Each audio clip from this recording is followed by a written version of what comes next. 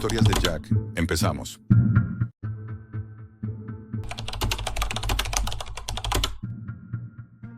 Si estás leyendo esto, probablemente pienses que exagero, pero te juro por lo que me queda de alma.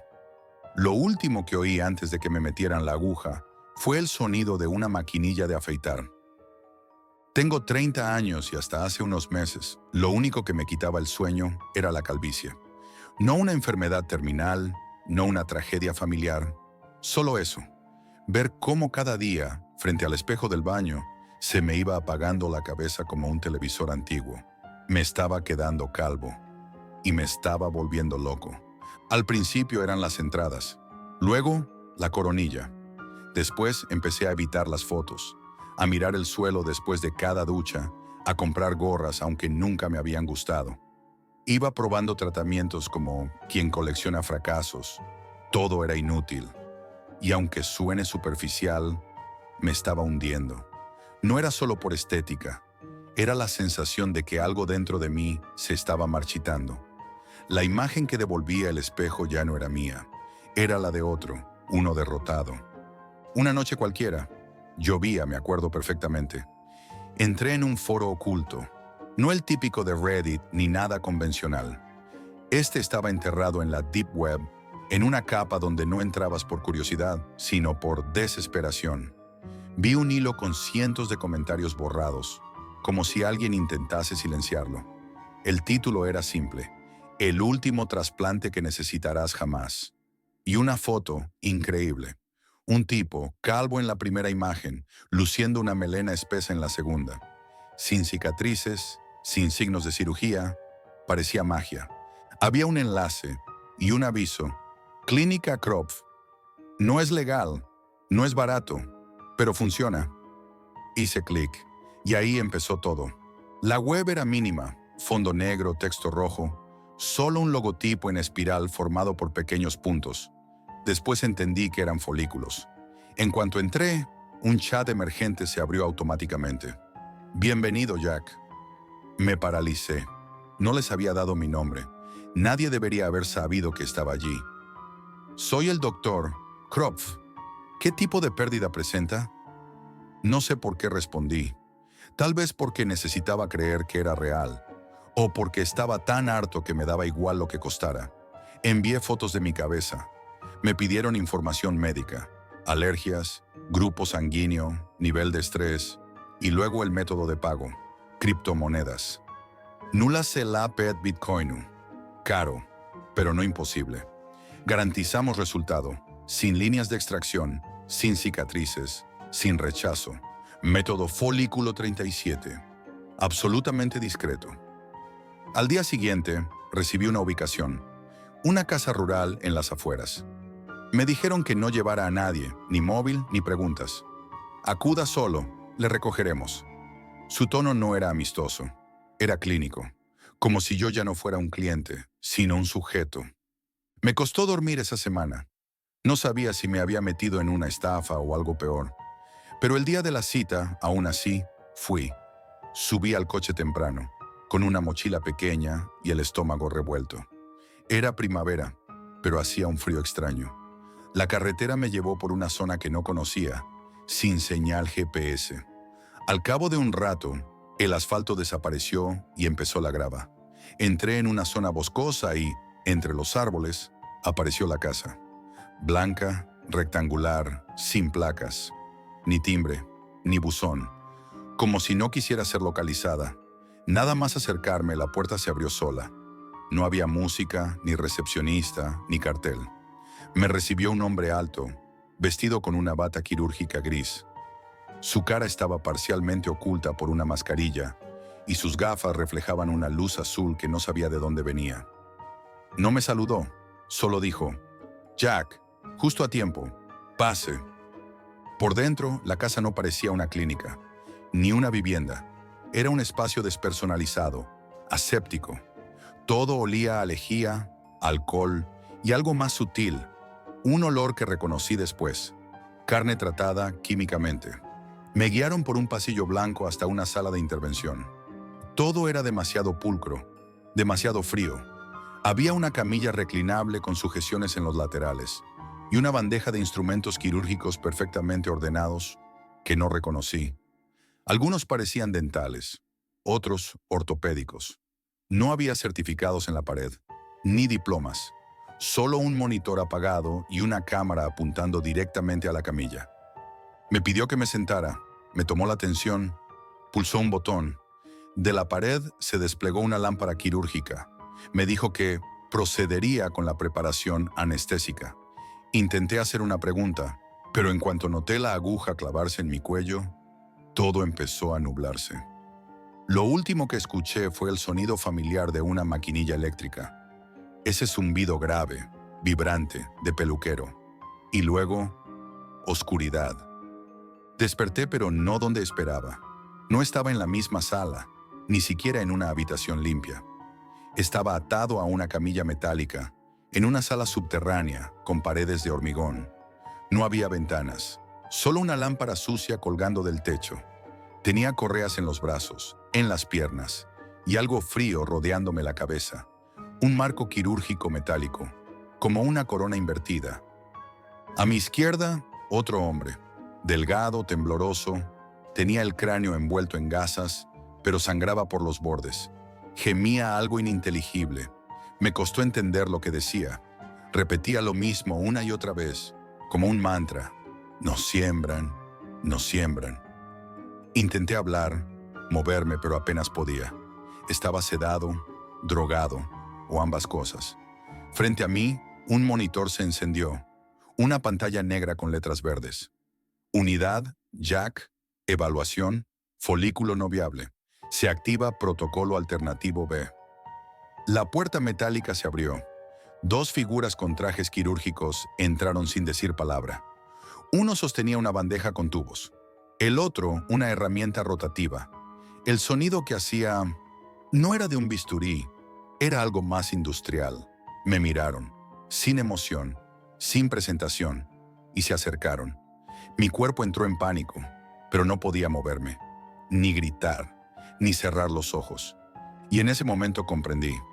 No era un paciente, era una pieza de inventario. Desperté. Otra vez. No sabía cuánto tiempo había pasado. Si habían sido horas, días o semanas.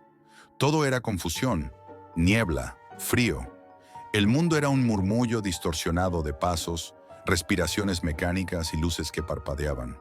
Estaba inmóvil pero despierto, drogado pero consciente. Y lo peor era eso, ser testigo sin control, prisionero de mi propio cuerpo. Me habían rapado por completo, no solo la cabeza, todo el cuerpo. Sentía mi piel desnuda, vulnerable, expuesta. Llevaba electrodos pegados a las sienes y tubos finísimos conectados al cuero cabelludo. Me estaban alimentando por vía intravenosa.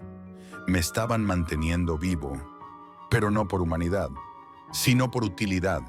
Los días siguientes, o lo que fuera que contaba como días en ese lugar, los pasé entre fases de semi-inconsciencia. Durante ese tiempo escuché cosas, frases sueltas, murmullos de médicos, pasos en pasillos, conversaciones entre técnicos que no sabían que yo estaba escuchando. Uno decía, la zona donante está muerta. Lo sabíamos desde el primer escaneo, pero sus terminaciones aún responden. Servirá como soporte. Otro respondía, ¿de cultivo pasivo? Exacto. Vamos a injertarle los de la unidad 5. Hay que estimular el crecimiento para la exportación. No lo entendía del todo, hasta que empecé a ver cosas. Una noche, alguien olvidó apagar una pantalla al fondo del quirófano. A pesar de la sedación, pude girar ligeramente la cabeza. En el monitor se veían gráficos, datos y una galería de fotos. Una especie de catálogo. Rostros antes y después. Todos hombres. Todos con calvicie avanzada en la primera imagen y una melena perfecta en la segunda. Pero lo que me hizo tragar saliva fue que cada uno de ellos llevaba un código. El mío era J24B. Lo reconocí en uno de los listados que aparecían al pie de la imagen de otro hombre.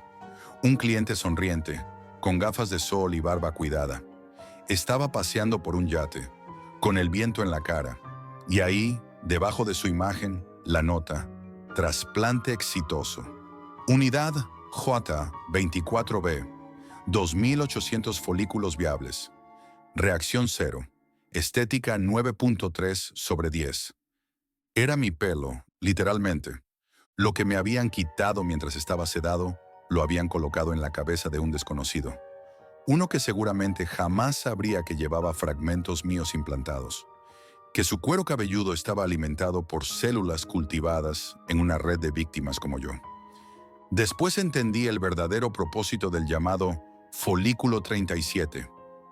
No era una técnica estética, era una cadena de extracción, cultivo y redistribución basada en compatibilidad genética extrema.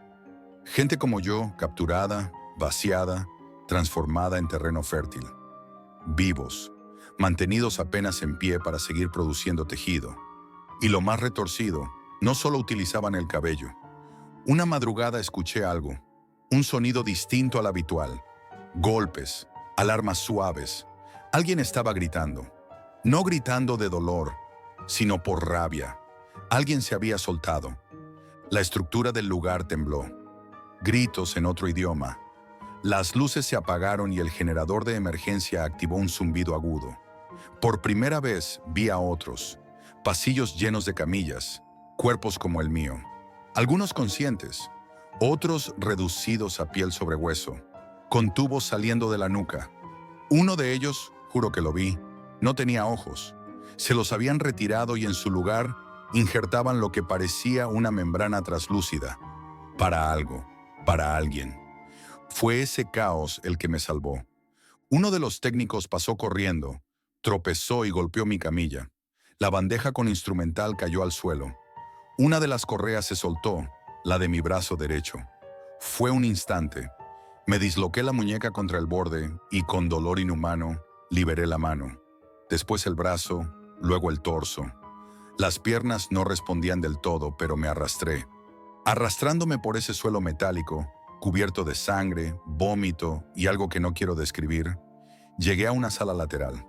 Allí vi los restos de lo que alguna vez fueron personas. Refrigeradores con muestras capilares, bolsas etiquetadas con nombres, cabelleras enteras sumergidas en líquido. Y lo peor, cuerpos sin cabeza, algunos aún conectados a máquinas que bombeaban sangre, como si creyeran que aún servían para algo. Salí por una puerta de emergencia, un pasillo, luego una escalera, luego la lluvia. Corrí por el bosque como un animal herido. No sabía dónde estaba. Estaba desnudo, sangrando, con una bata quirúrgica pegada a la piel. Gritaba sin voz, no por ayuda, sino por horror.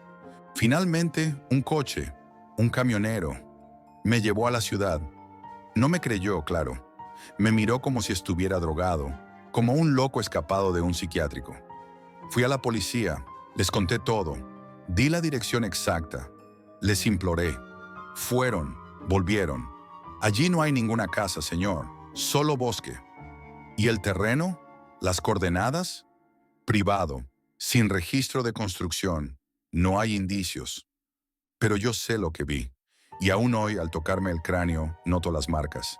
Microscópicas incisiones, símbolos, como si me hubieran numerado. A veces, mientras navego por la red, me topo con nuevos anuncios. Cambian el nombre, cambian el dominio, pero el mensaje es el mismo. Trasplante genético total, compatible, sin cicatrices, resultados inmediatos, folículo 37. Y las fotos siguen ahí, gente sonriente, gente como tú, como yo. Así que, si un día te miras al espejo y te asusta lo que ves, si te tientas a pinchar ese enlace, ese que promete devolverte lo que perdiste, recuerda esto, ese pelo no está ahí por milagro, está ahí porque alguien más lo pagó, con todo.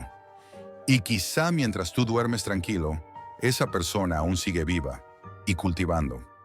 Si esta historia te hizo mirar el espejo con otros ojos, dale like, suscríbete y comenta qué harías tú si te ofrecieran tu imagen perfecta, a cambio de tu libertad.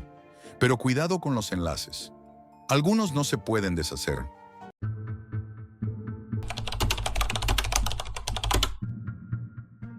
Lo que vas a escuchar no es un cuento, ni una advertencia exagerada. Es la confesión de alguien que cayó tan hondo en la Deep Web que lo perdió todo, hasta la cordura. Nunca imaginé que una curiosidad trivial me llevaría a la peor pesadilla de mi vida. Todo comenzó una noche fría y silenciosa. No podía dormir. La ansiedad me tenía atrapado, como si mi cabeza estuviera dando vueltas sin descanso. Así que decidí buscar algo para distraerme, algo que me sacara de la rutina que se había vuelto insoportable. Encendí el ordenador y, casi por instinto, entré en la Deep Web. Esa parte oculta de Internet donde nada es lo que parece y donde la oscuridad cubre secretos que nadie quiere que veas. Nunca fui un experto en eso. Solo alguien con muchas ganas de encontrar una salida rápida a mis problemas económicos. Mientras navegaba, pasé por mercados clandestinos, foros oscuros llenos de usuarios con nicknames crípticos, vendedores que ofrecían desde drogas hasta armas y decenas de mensajes cifrados que no lograba entender. Entonces apareció ese foro, una página sencilla, sin adornos, solo un mensaje que brillaba con una luz propia en medio de toda aquella oscuridad. Inversión Bitcoin segura, ganancias garantizadas, solo para quienes saben dónde buscar.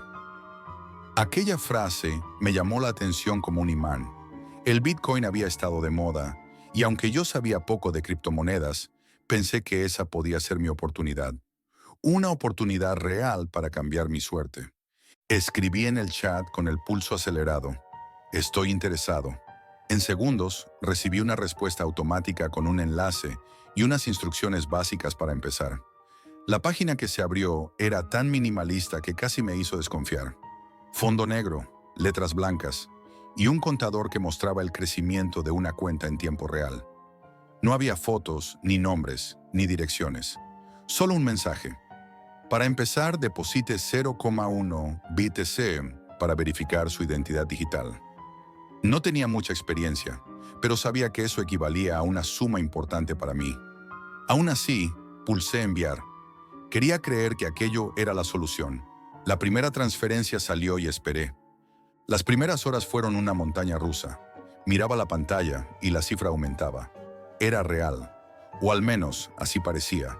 Sentí una mezcla de emoción y alivio. Por primera vez en mucho tiempo, el futuro parecía prometedor. Pero cuando intenté retirar esa pequeña ganancia, apareció el primer muro. Para desbloquear su cuenta y liberar fondos, debe completar la verificación con una inversión adicional. Aquello me desconcertó, pero la tentación fue mayor que la duda.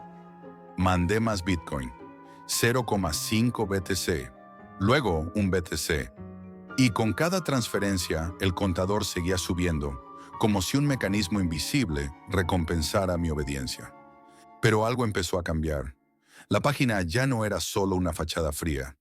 Comenzaron a enviarme mensajes directos, insistentes, con un tono cada vez más urgente. No eran solo bots, sino personas reales al otro lado que me presionaban para que siguiera enviando dinero. Solo un paso más para desbloquear tu cuenta, decían. No pierdas la oportunidad de hacerte rico. Pasaron las semanas y mis días se volvieron oscuros y obsesivos. No podía pensar en otra cosa que no fuera el saldo, los movimientos, los mensajes. Mi mundo real empezó a desvanecerse. Dejé de salir, dejé de hablar con mis amigos, me aislé. Un día recibí una petición nueva. Para proteger tu cuenta, necesitamos documentos personales y fotos. Al principio pensé que era un paso necesario, pero pronto comprendí que estaba entrando en un terreno peligroso. Mandé mis datos, pero empecé a tener dudas. Sentí que me observaban, que estaban cruzando un límite. Mi paranoia crecía con cada mensaje. La noche siguiente fue la peor de todas. Me desperté sobresaltado al recibir un mensaje en mi móvil. Era una fotografía tomada desde la ventana de enfrente de mi casa. No había dudas. Alguien me vigilaba. Intenté desconectar, cerrar sesión, olvidar todo. Pero la página estaba desapareciendo. El foro, el chat, el enlace, todo se desvanecía, pero las amenazas seguían llegando. En ese momento supe que aquello no era solo un engaño para robar mi dinero. Era algo mucho peor. Había caído en una red que no solo quería mi dinero, sino controlarme, destruirme. Pero una noche todo cambió para peor. Recibí un mensaje en el móvil de un número desconocido. No era un texto normal, sino una fotografía. En la imagen claramente visible estaba mi casa, tomada desde la ventana del edificio de enfrente. La luz tenue del farol iluminaba la escena. No había dudas. Alguien me vigilaba. Sentí que el aire se me escapaba del pecho, que el mundo se cerraba en una sombra opresiva. ¿Quién era ese alguien? ¿Cómo me había encontrado? ¿Y qué quería? Esa misma noche, el teléfono no paró. Llegaron más mensajes. Sabemos dónde estás. Cada movimiento es observado. No intentes cortar la comunicación. Y como si fuera un juego macabro, cada aviso venía acompañado de nuevas fotografías. Mi cafetería habitual, la calle por la que camino cada mañana, una instantánea borrosa de mí saliendo del supermercado. El miedo empezó a corroerme desde dentro. Me sentía atrapado, vigilado, como si estuviera siendo cazado. Quise desconectar, apagar el móvil, borrar todo rastro, pero los mensajes seguían llegando. Era como si controlaran no solo mi cuenta, sino mi vida entera. Intenté encontrar alguna pista sobre quién estaba detrás de todo eso, y volví al foro. Pero ahora estaba distinto, más oculto, lleno de mensajes en clave. Encontré varias conversaciones inquietantes. Algunos hablaban de "el puente", una expresión que se repetía como un mantra oscuro. Según decían, era un punto sin retorno, un lugar real o virtual donde las víctimas de esas estafas desaparecían para siempre. La paranoia me consumía. Cada ruido en la calle me ponía en alerta. Cada persona que pasaba cerca de mi casa parecía sospechosa. La soledad me envolvía y ya no distinguía si lo que veía eran sombras o fantasmas de mi mente. Decidí pedir ayuda a la policía cibernética. Les conté todo con la voz temblorosa y la esperanza débil. Pero la respuesta fue fría y frustrante. El Bitcoin es casi imposible de rastrear. Los números que me enviaban mensajes eran tarjetas SIM temporales. Y la Deep Web está llena de estas redes anónimas. No podían hacer nada. El terror subió otro peldaño cuando, una mañana, volviendo del trabajo, encontré la puerta de mi apartamento abierta. Al entrar, no había señales de robo, pero todo estaba revuelto.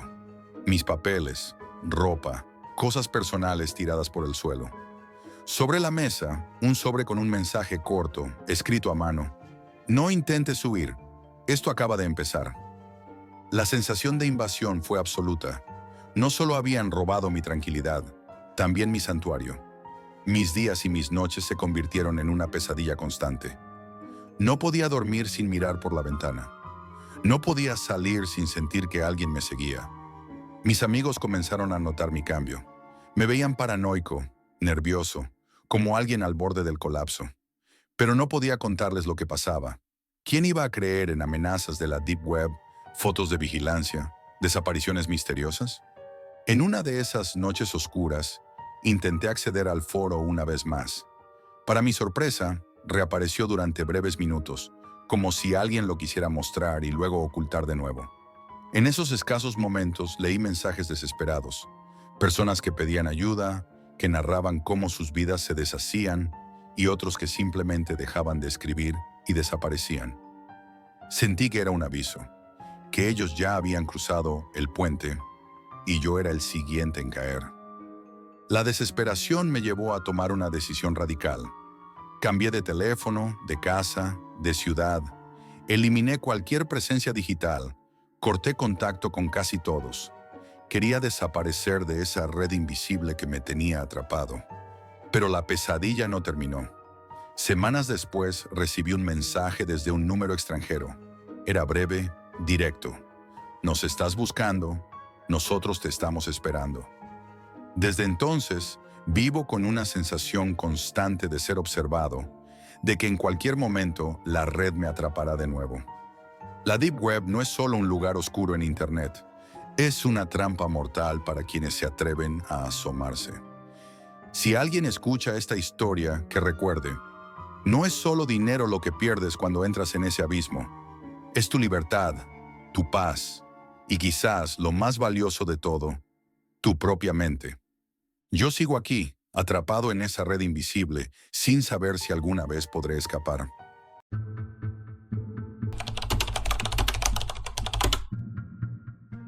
Hay cosas que no deberías buscar y aún menos intentar aprovechar. Nunca pensé que lo que empezó como una simple curiosidad se convertiría en la peor pesadilla de mi vida. Siempre he tenido un instinto por el riesgo, pero esta vez me llevó directo a un lugar donde la línea entre la realidad y el terror se difumina. Ese lugar es la Deep Web. Todo comenzó en una noche sin luna, cuando la desesperación me había consumido. Había perdido el trabajo hacía semanas y las facturas se acumulaban como sombras en la pared. Mi cuenta bancaria estaba en números rojos y la ansiedad me robaba el sueño. Fue entonces cuando, en un chat cualquiera, alguien me habló de la Deep Web, ese lado oculto de Internet donde las reglas desaparecen y el dinero fluye sin control ni preguntas. Al principio dudé, pero el hambre y la urgencia vencieron mi miedo. Instalé las herramientas necesarias: navegadores especiales, VPNs, redes encriptadas, todo para adentrarme en un mundo que parecía invisible para la mayoría, pero que vibraba con actividad frenética tras la pantalla. Lo que encontré me dejó helado: foros oscuros, mercados clandestinos y enlaces que parecían puertas a una realidad paralela. Todo estaba envuelto en un aura de peligro, pero también de promesas tentadoras. Allí, en medio de ese caos, surgieron las primeras ofertas, formas rápidas y fáciles de ganar dinero. Y yo empecé a caer. El primer trabajo que acepté fue relativamente inocente. Me pedían crear y manejar cuentas falsas en redes sociales, comprar seguidores, crear perfiles ficticios, generar campañas de publicidad para influir en opiniones o inflar estadísticas. Era un negocio sucio, sí, pero lucrativo. La cantidad de dinero que giraba por esas operaciones era abrumadora.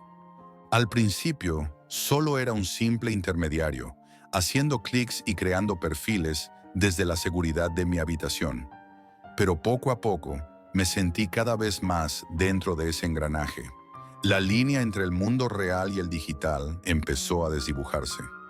Luego, un día, un contacto con el nombre encriptado Z me escribió con una propuesta que doblaba lo que hasta entonces había ganado. Quería que difundiera un vídeo muy concreto en miles de cuentas falsas distribuidas por varios países. No me dijeron qué contenía, solo me advirtieron que no preguntara y cumpliera rápido. Acepté. La necesidad de dinero nubló mis sospechas, pero cuando empecé a distribuir ese vídeo, algo cambió. No era solo un contenido cualquiera, era perturbador, no tanto por lo que mostraba, sino por la reacción que provocaba. Quienes lo recibían se volvían obsesivos, incapaces de apartar la mirada de la pantalla, repitiendo el vídeo una y otra vez, ignorando todo lo demás. Poco después empecé a escuchar rumores, hilos en foros secretos donde hablaban de desapariciones extrañas, de personas que habían quedado atrapadas en esa misma obsesión y que simplemente desaparecían, sin rastro, sin explicación. Los pocos que intentaban investigar recibían advertencias y amenazas. Sentí un frío que no venía del ambiente. Empecé a notar que algo me vigilaba. En la vida real, sombras fugaces que desaparecían al girar la cabeza.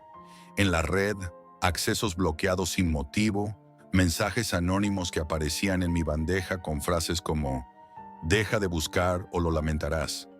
Pero yo no podía parar. Necesitaba entender. Mi paranoia creció. Las noches se hicieron eternas. Dormía con la luz encendida y el portátil cerrado. Sin embargo, cada mañana me encontraba un correo nuevo, un mensaje sin remitente que me recordaba que estaba atrapado. Sentía que estaba entrando en un juego que no podía controlar. Un día, mientras navegaba, encontré otro tipo de ofertas. Se llamaban subastas de secretos. Aquí, gente desconocida vendía información que podría destruir reputaciones, carreras, incluso familias enteras. Documentos, grabaciones, datos personales, todo a la venta en un mercado invisible. Algunos usuarios afirmaban que a veces el precio final no era solo dinero, sino algo mucho más siniestro: Intenté apartarme, pero la Deep Web se había convertido en un laberinto sin salida. Mi nombre aparecía más de lo que quería y sabía que alguien más estaba observando, controlando cada uno de mis movimientos. Fue entonces cuando entendí que el dinero que buscaba no era gratis. Tenía un precio que aún no alcanzaba a comprender. Después de haberme adentrado tanto en la Deep Web y conocer sus mecanismos más sencillos, me topé con algo mucho más oscuro: las subastas de secretos. Aquello era un mercado sin reglas, donde cualquier información privada, vergonzosa o peligrosa, podía ser comprada y vendida como si fuera una mercancía. Entré en una de esas subastas casi sin querer. Se desarrollaba en una plataforma protegida, accesible solo a quienes tenían las claves adecuadas. Allí, usuarios pujaban con bitcoins por archivos que contenían secretos capaces de destruir la vida de cualquier persona. Vídeos comprometidos, correos íntimos, conversaciones filtradas, documentos ilegales. Todo salía a la venta. Al principio solo observaba, pensando que era una locura, algo tan lejano que no podría afectarme. Pero entonces vi algo que me dejó helado: un dossier con mi nombre completo, mi dirección, números de teléfono y hasta detalles que solo yo conocía.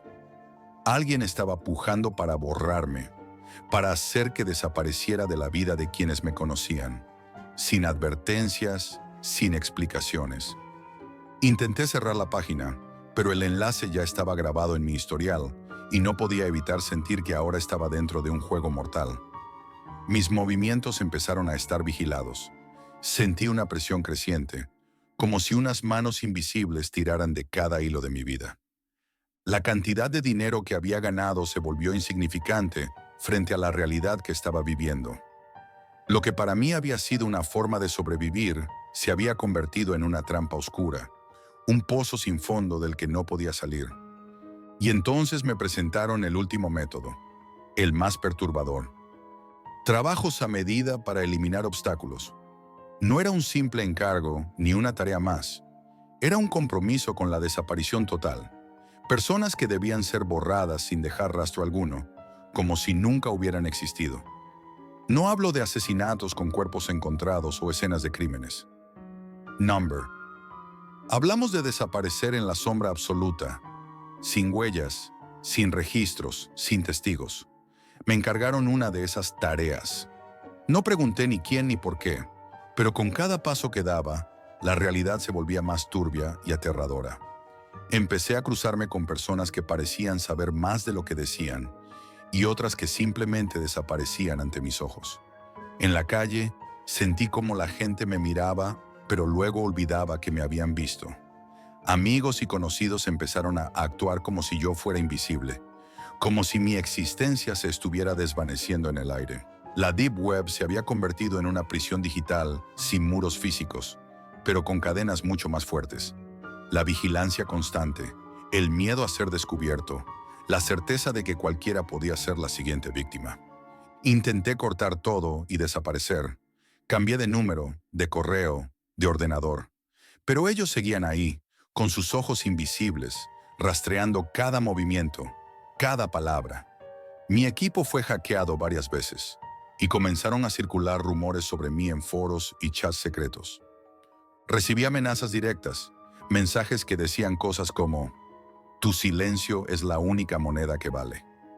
Supe entonces que no podía confiar en nadie, ni siquiera en mí mismo. La paranoia me fue consumiendo. Dejé de salir por las noches, revisaba varias veces las cerraduras y no podía dormir sin el teléfono cerca. Pero la peor parte era saber que esa oscuridad digital tenía un alcance real y tangible. Por eso hoy, mientras narro esto, sé que me están buscando. No porque haya hecho algo malo, sino porque sé demasiado. Sé que, igual que muchos otros, podría desaparecer sin dejar rastro. Y lo más aterrador es pensar que, para ellos, ya soy solo un dato más. Una moneda de cambio en un mercado donde el miedo es la única verdad. Si alguna vez piensas en buscar formas de ganar dinero en la Deep Web, no lo hagas. No porque no puedas, sino porque hay precios que no se pagan con dinero. Y en ese mundo invisible, el miedo es la única forma de moneda que realmente importa.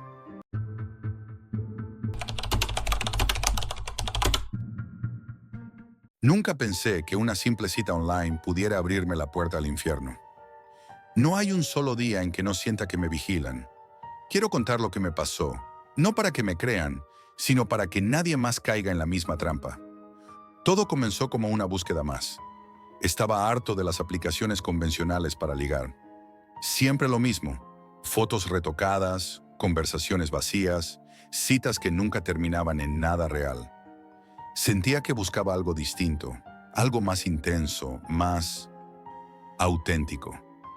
Quizá por eso, cuando un amigo me habló de la Deep Web, una parte oculta y peligrosa de Internet, sentí curiosidad y, admito, una dosis de nerviosismo.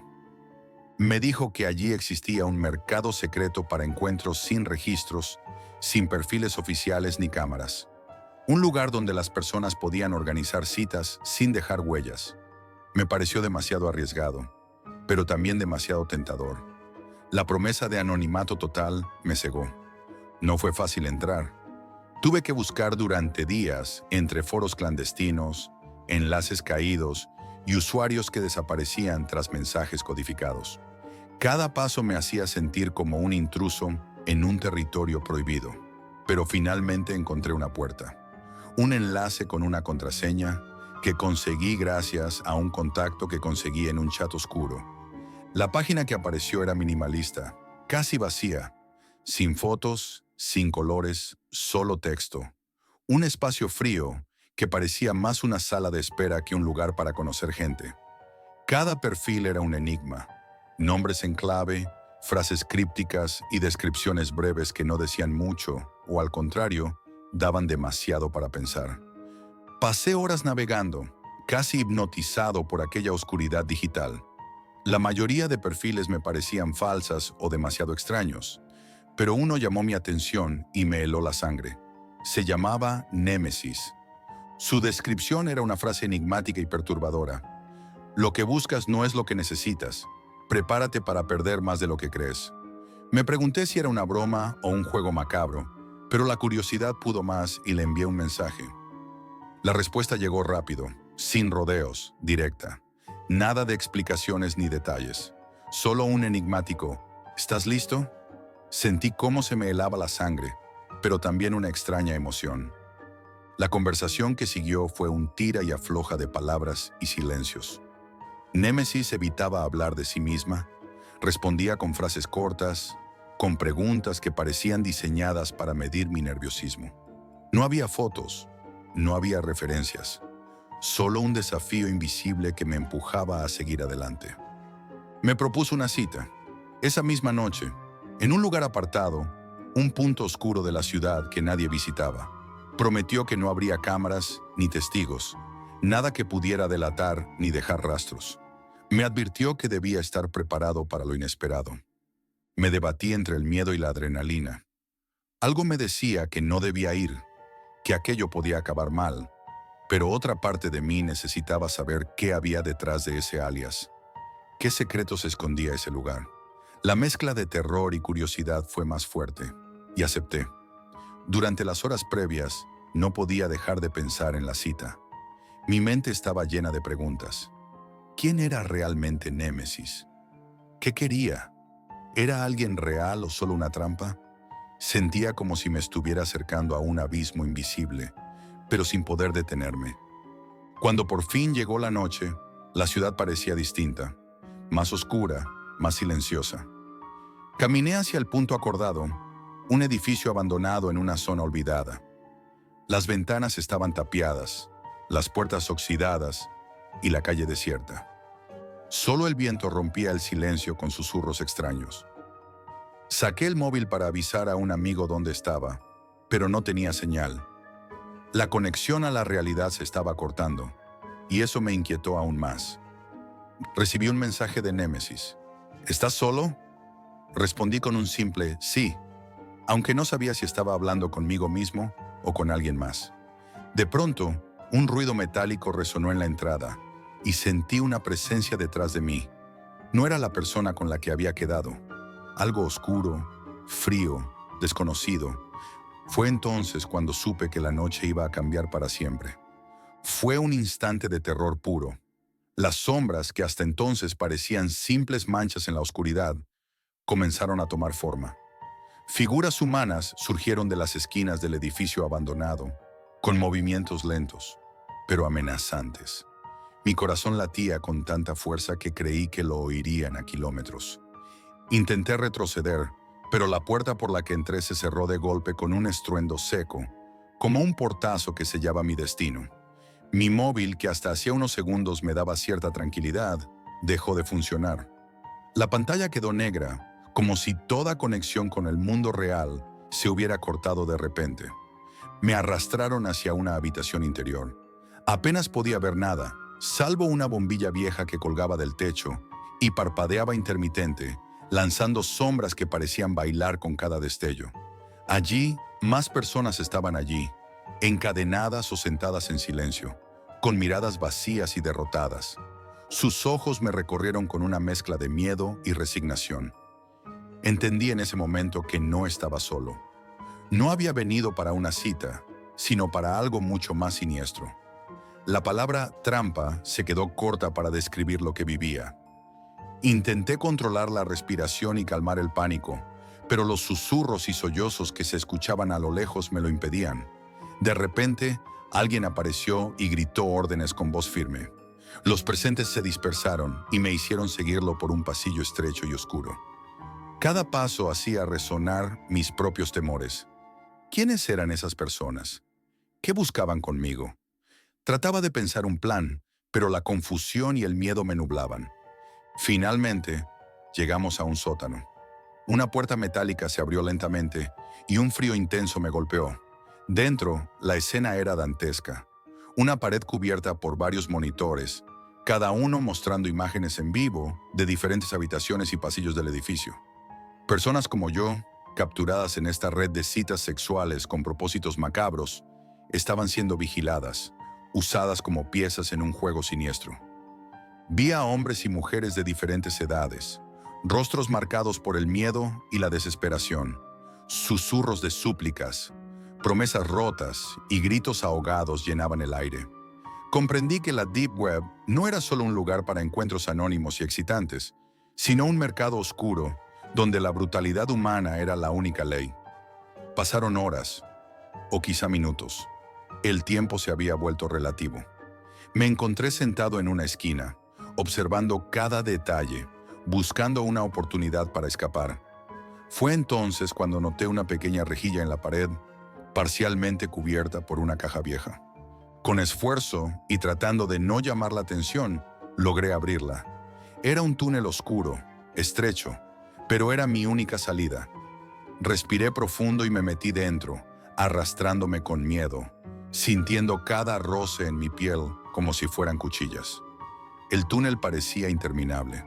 Mi cuerpo estaba agotado y la sensación de ser perseguido me aceleraba el pulso. Escuchaba ruidos detrás, pasos lentos y secos que me seguían, pero no me atrevía a mirar atrás.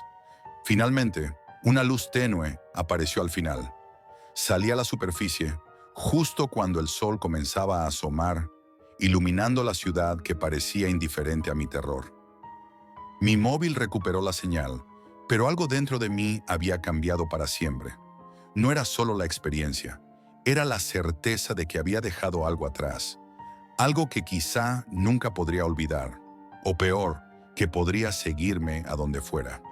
Desde entonces, cada vez que recibo una notificación extraña, cada vez que veo un enlace oscuro o una app sospechosa, siento esa punzada de terror, porque sé que detrás de la pantalla puede haber algo mucho más profundo y oscuro de lo que uno se imagina.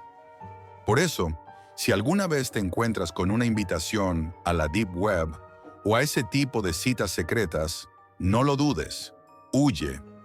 No todas las sombras esconden un misterio, algunas esconden un abismo, porque en ese abismo yo casi desaparezco para siempre.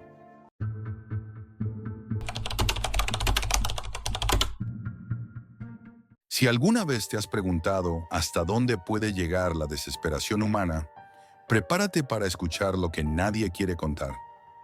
Esto es lo que viví cuando crucé la frontera invisible que separa lo legal de lo macabro en la Deep Web. No fue por curiosidad, No era un juego, fue por necesidad y por miedo. Todo empezó hace unos meses, cuando mi hermana Elena enfermó gravemente. Al principio, nadie podía predecir la gravedad, pero con el paso de las semanas, sus funciones vitales comenzaron a fallar. Un fallo hepático fulminante, dijeron los médicos, y sin un trasplante urgente no le quedaba mucho tiempo.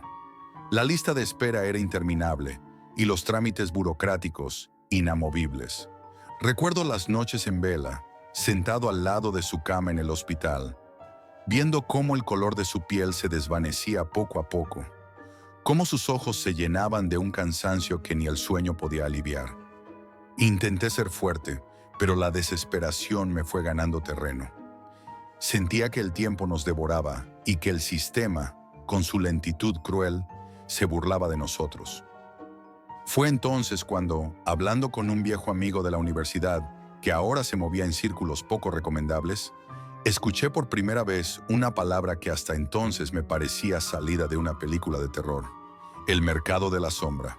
Me dijo que en la Deep Web, en esos rincones donde ni Google ni la policía pueden llegar, existía un lugar donde se comerciaba con órganos humanos: riñones, corazones, pulmones, todo lo que alguien desesperado pudiera necesitar, pero que el sistema oficial tardaba años en proporcionar. Al principio reí ante la idea. ¿Cómo alguien podía creer en algo así?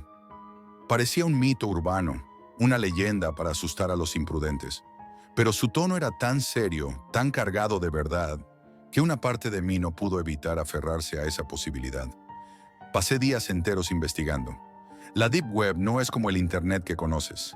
Es un laberinto oscuro, lleno de trampas, enlaces efímeros y secretos que se ocultan tras capas y capas de cifrados. Navegué con cuidado, aprendiendo a usar los programas necesarios, los navegadores especiales, los proxies para ocultar mi rastro. Encontré foros donde se hablaba en clave, usuarios que compartían experiencias entre sombras, listas negras con nombres de desaparecidos y advertencias veladas. Las páginas del mercado de la sombra parecían un catálogo macabro, listados de órganos, precios, condiciones e incluso comentarios de quienes habían comprado o vendido algo. Era un mundo sin moral, sin ética, donde todo tenía un precio y la desesperación era moneda de cambio. Las imágenes eran escasas y borrosas, para no dejar rastro, pero los detalles clínicos eran aterradoramente precisos. Un día, tras enviar un mensaje cifrado en uno de los foros más ocultos, recibí respuesta. Un usuario que se hacía llamar Morfeo. Su mensaje fue directo, frío. El tiempo corre. ¿Estás dispuesto a pagar el precio? No hubo espacio para preguntas. Morfeo me pidió pruebas de que necesitaba el órgano con urgencia. Me habló del proceso, del método para hacer la transacción, y me advirtió que el mercado no era para los débiles. La paranoia comenzó a instalarse en mí. ¿Quién era realmente Morfeo? ¿Qué esperaba a quienes entraban en ese juego? Me mostró fotos borrosas de órganos, documentos falsificados y testimonios de otros compradores.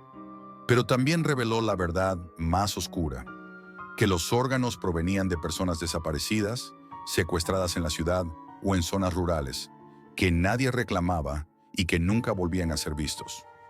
Morfeo me contó de proveedores, gente atrapada en esa red, que a veces se vendía a sí misma o era capturada para mantener el flujo del mercado.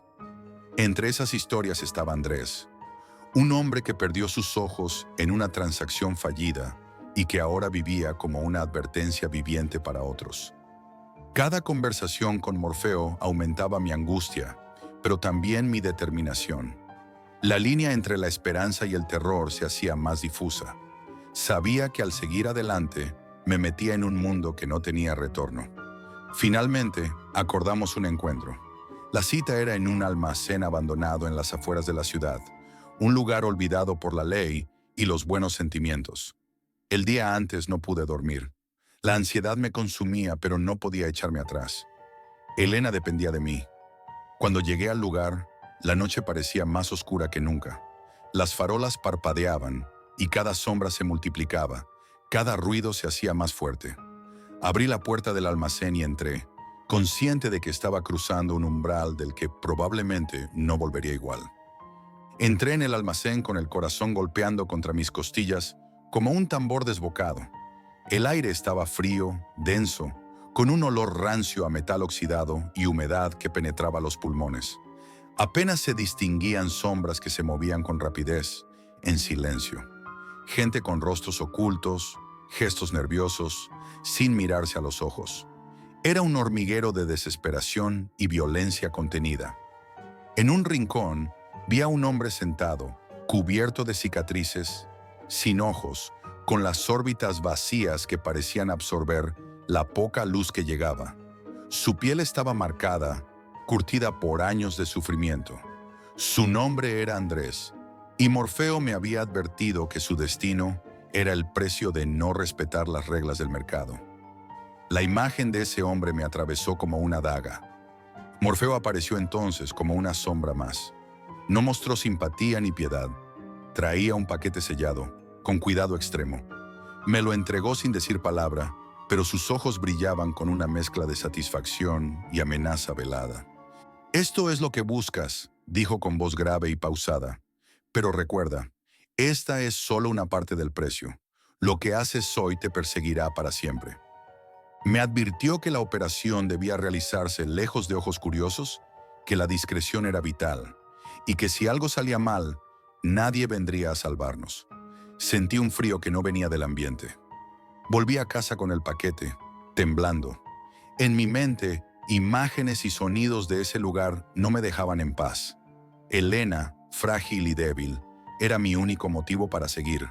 La operación fue una carrera contra el tiempo. La incertidumbre me devoraba mientras esperaba noticias del hospital. Por suerte, la intervención tuvo éxito. Elena comenzó a mejorar, poco a poco. Pero yo ya no era el mismo. Algo dentro de mí se había roto. La culpa y el miedo se instalaron como huéspedes permanentes. Las noches se volvieron insoportables. Oía susurros, voces lejanas que parecían venir de la oscuridad de mi habitación. Veía sombras en el rabillo del ojo. Mi móvil empezó a recibir mensajes anónimos.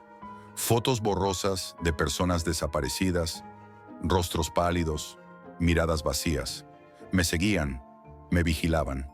Una noche, al abrir la puerta, no había nadie. Pero en el suelo, una tarjeta con un dibujo perturbador. Un corazón atravesado por cadenas. Supe entonces que Morfeo o alguien de ese mercado me estaba enviando un mensaje, que estaba marcado. Cada día sentía que me ahogaba en un océano de paranoia. Mis amigos notaban mi cambio, pero no podía contarles la verdad, no sin arrastrarlos a esta pesadilla. El miedo a que alguien cercano terminara atrapado era insoportable. En mi desesperación traté de volver a contactar con Morfeo, buscando respuestas, seguridad, alguna forma de escapar. Pero las respuestas se hicieron más frías, más distantes.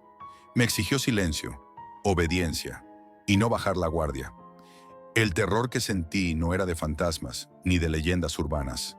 Era real, palpable, humano. El precio que pagué para salvar a Elena no fue solo el dinero, sino mi tranquilidad, mi alma. Ahora sé que en las sombras de nuestra sociedad existe un mercado donde la vida se compra y se vende, donde la desesperación se comercia sin piedad. Un lugar donde nadie está realmente a salvo y donde cada decisión tiene consecuencias que se arrastran para siempre. ¿Y tú? ¿Serías capaz de cruzar esa frontera por alguien que amas?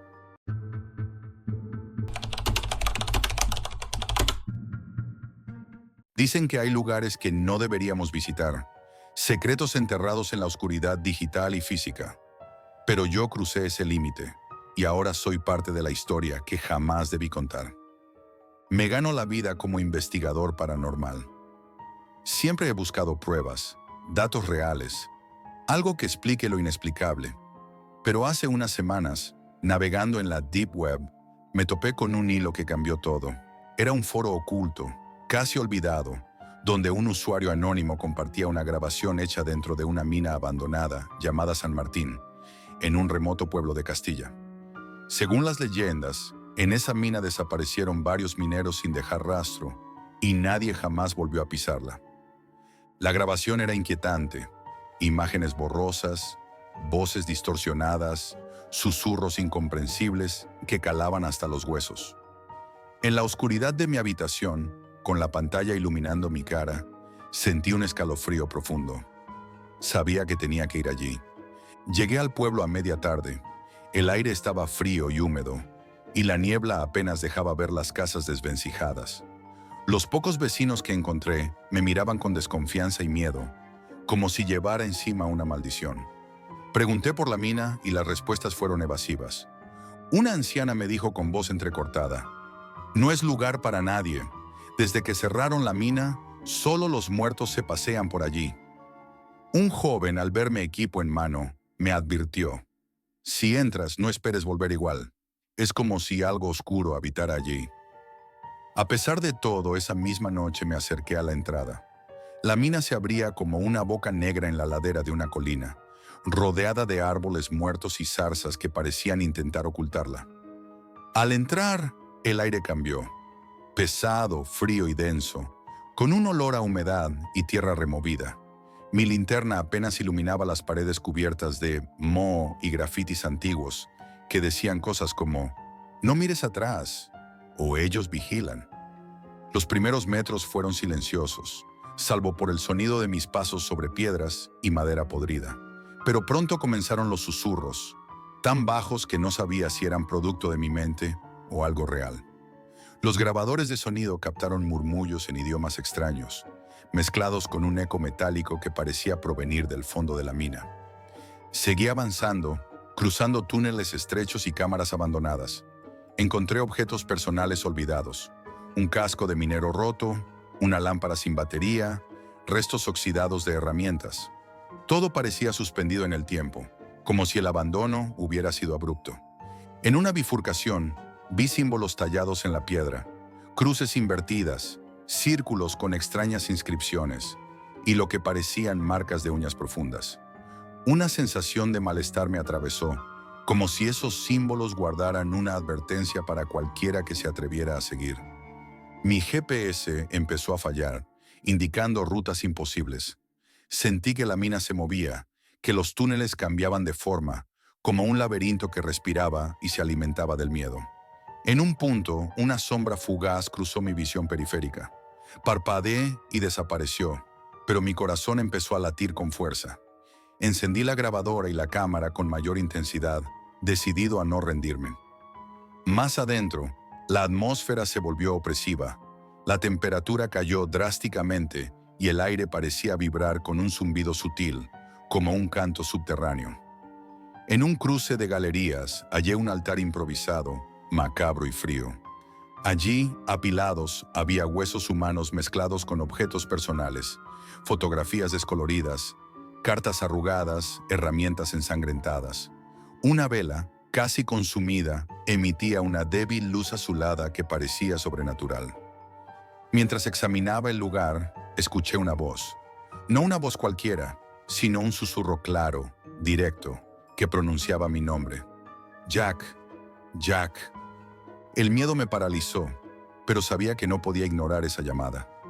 Sentí que algo invisible me observaba, algo que esperaba que cruzara esa línea que ya había cruzado. De pronto, la linterna empezó a fallar. En la oscuridad, un frío intenso me envolvió y un murmullo creció hasta convertirse en un coro de voces desesperadas. Las sombras en las paredes se alargaban, tomando formas humanas distorsionadas que parecían querer salir del muro. Intenté retroceder, pero el túnel por el que había entrado ya no estaba. En su lugar, una pared lisa y fría bloqueaba el paso. La mina me había encerrado. Los susurros se convirtieron en gritos desgarradores, ecos de dolor y rabia que inundaron mis sentidos. Fue entonces cuando comprendí que no estaba solo, que esas voces eran las de los mineros atrapados para siempre entre esas rocas y ese oscuro secreto. Me desperté en un túnel diferente, rodeado de una oscuridad aún más opresiva que la anterior. El suelo estaba marcado con arañazos profundos y golpes, como si alguien o algo hubiese intentado escapar o entrar con desesperación. Mi cuerpo dolía y sentí un frío intenso que calaba hasta los huesos. Mientras intentaba incorporarme, escuché un susurro tenue que parecía provenir de las paredes mismas. Al principio no entendía las palabras, pero poco a poco las voces se hicieron claras. Eran los lamentos de los mineros atrapados, sus historias de miedo, dolor y traición. Se mezclaban con risas macabras, cánticos en lenguas antiguas y el sonido metálico de cadenas arrastrándose por el suelo. Avancé lentamente, sintiendo cómo la mina parecía deformarse a mi alrededor. Los túneles se alargaban y estrechaban sin razón, como si el tiempo y el espacio hubiesen perdido sentido dentro de ese lugar maldito. Cada paso era un eco en mi cabeza, un golpe en el laberinto de la locura. En un cruce vi a lo lejos una luz débil. Me acerqué con cautela y encontré un diario antiguo, mojado y casi ilegible. Sus páginas hablaban de rituales oscuros realizados por los mineros, que habían descubierto una cámara secreta en las profundidades. Según el diario, usaban esos rituales para mantener encerrado algo que no debía despertar. Pero algo había salido mal. A medida que leía, sentí que la atmósfera cambiaba. El aire se volvió más denso y frío, y la sombra de una presencia oscura empezó a materializarse frente a mí. Era una figura espectral, envuelta en una neblina negra, con ojos vacíos que parecían absorber toda la luz. Intenté retroceder, pero mis piernas no respondían. La entidad avanzó lentamente, y su voz resonó en mi mente, un susurro que helaba la sangre. Tu alma será la siguiente. Con un esfuerzo titánico, conseguí escapar de esa cámara secreta. Corrí por los túneles que ahora parecían interminables, escuchando detrás de mí pasos espectrales y susurros que me llamaban por mi nombre. La mina parecía viva, un ente oscuro que se alimentaba de mi miedo y desesperación. Sentía sus paredes palpitar y veía sombras que se arrastraban en las paredes intentando atraparme. En un momento de lucidez, recordé el rayo de luz que había visto antes. Me aferré a esa esperanza y avancé hacia él, sorteando escombros y saltando sobre grietas profundas. Finalmente, la luz se convirtió en la boca de la mina, abierta de nuevo. Sentí que algo invisible intentaba arrastrarme hacia el interior, pero con un último esfuerzo salí al exterior, jadeando y temblando. Ahora, en la seguridad de mi apartamento, el terror no me abandona. Por las noches escucho susurros a través de las paredes, voces que llaman mi nombre y promesas de que volverán a buscarme. Sé que la mina no solo está enterrada bajo la tierra, sino que vive en la red oscura, esperando a la próxima alma curiosa que ose seguir susurros en la Deep Web. Si alguna vez tropiezas con un hilo olvidado sobre la mina de los susurros, no lo sigas. Algunas puertas, una vez abiertas, no se cierran jamás. Esto es todo por hoy, amigos, y recuerden, la realidad siempre supera a la ficción.